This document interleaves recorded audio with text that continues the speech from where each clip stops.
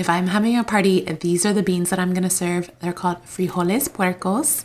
Start by cooking up some Mexican chorizo and add a little bit of diced white onion.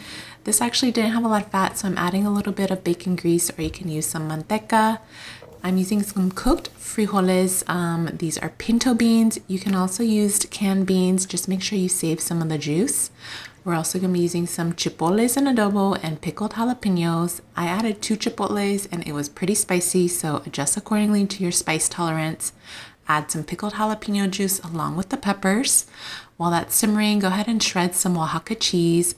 I tried shredding it, but pulling it with your hands is much easier.